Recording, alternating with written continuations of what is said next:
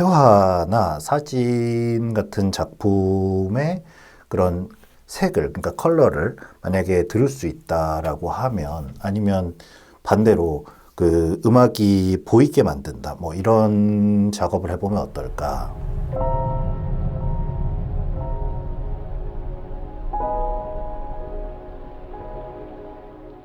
오늘은 제가 그 지난 2025년 1월, 2025년 1월이라고 그러니까 되게 오래된 것 같네. 아무튼 그 1월 개인전, 그러니까 벌써 지금 2월인데 2월 중순인데 그때 어떻게 제 사진 작품들과 그 영상 작업을 음악으로 바꾸는 작업을 했는가, 그것에 대해서 좀 말씀을 드려보려고 하고, 아마도 시각예술하고 음악 그리고 그런 것들을 어떻게 그 변환하는가의 문제로 접근을 할 텐데, 이 생각하시는 거하고 좀 다를 수는 있다고 말씀드리고 싶고요.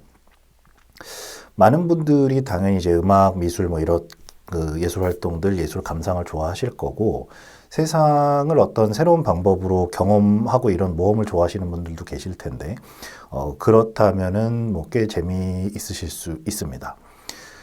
저는 방영문이고요. 음악가도 하고 싶은 사진작가입니다.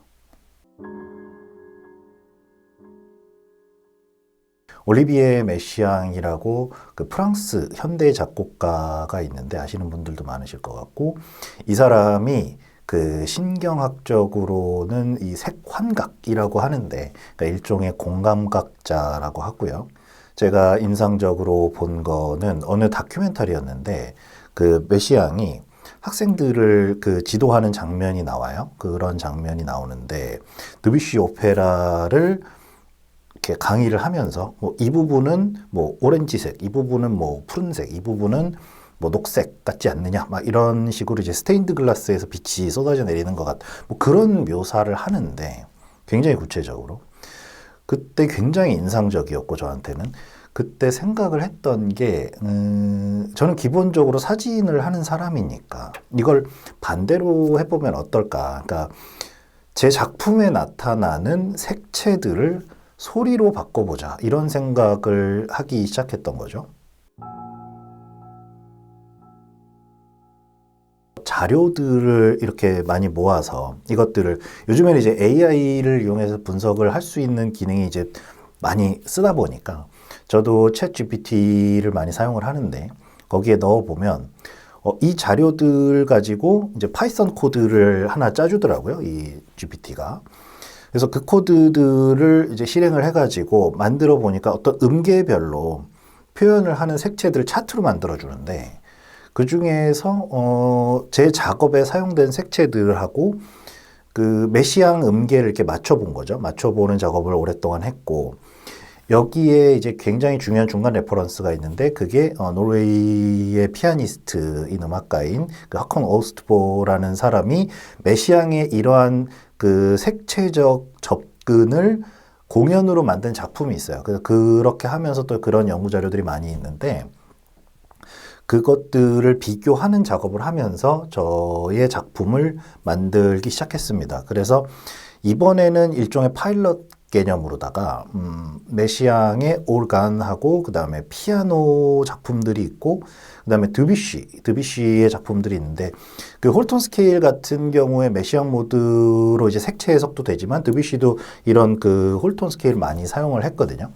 그래서 작품, 그 드뷔시 작품을 또 일부를 가져다가 이거를 이제 그 변주를 합니다. 변주를 해서 메시앙 음계 1번하고 3번, 그리고 그 첫 번째하고 두 번째 2조를 주로 많이 사용을 했고, 제 작품의 색채하고 연결이 되다 보니까. 그래서 그렇게 해서 작품, 변주 작품을 하나 만들었고, 그렇게 해서 지난번 1월에 그 인천 송도에 있는 1019 갤러리 앤 라운지라는 곳이 있어요. 거기에서 제 개인전을 가질 때 1시간 6분 정도 되는 그 음악 작품을 들려드렸습니다. 그래서 이제 그 전시장에서 계속 배경음악처럼 나올 수 있도록 만들어서 음악을 들으면서 그 작품들의 어떤 색채들을 어떤 그 다감각적으로 경험을 하는 거죠. 그래서 기본적으로 음악으로 미술 작품 해석을 하거나, 아니면은 뭐 전시에 사용을 하거나, 혹은 반대로 하거나, 이거는 많이들 하세요. 그렇죠? 많이들 하시는데 아시다시피 전시에서 뭐 사운드스케이프 하는 경우도 있고 뭐 배경음악을 따로 이제 그 직접 작곡을 의뢰를 해서 뭐 아니면 직접 하시던가 그렇게 하는 경우도 많이 있는데 저는 이제 그보다 조금 더 직접적으로 그러니까 더 깊게 들어간다는 표현이 약간 좀 건방질 수도 있는데 근데 조금 더 깊게 찌르고 들어가고 싶었다. 색과 소리를 항상 일관되게 해석을 하고 표현을 하고 이러한 것들이 가능하도록 하는 일종의 그 구조를, 시스템을 먼저 만들고 싶었다는 거죠. 그렇게 하면 계속해서 이런 작업을 할 수 있을 거다라고 생각을 했고, 이렇게 색을 음악으로 표현한다는 것을 넘어서서 조금 더 직접적으로 그 색이 이 음악이다. 이런 접근을 하고 싶었던 겁니다.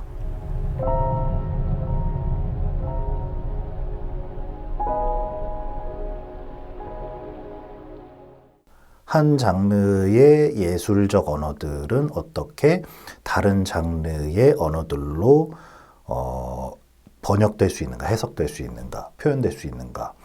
그리고 여기서 가장 중요한 거는 음악에서 어떤 색채를 읽어내는 보편적인 그리고 일관된 방법을 만든다는 데 있어요.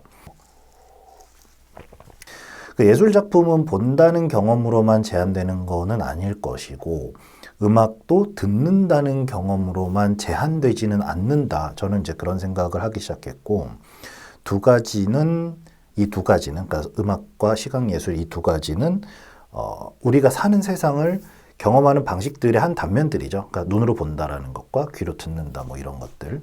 그래서 음악과 소리의 접점을 체계적이고 구조적으로 확립을 해 나가는 것이 어떤 새로운 표현 방법을 찾게 해줄 수도 있다. 그리고 거기에 더해서 창조적인 활동의 경계를 확장할 수도 있는 계기가 될 것이다.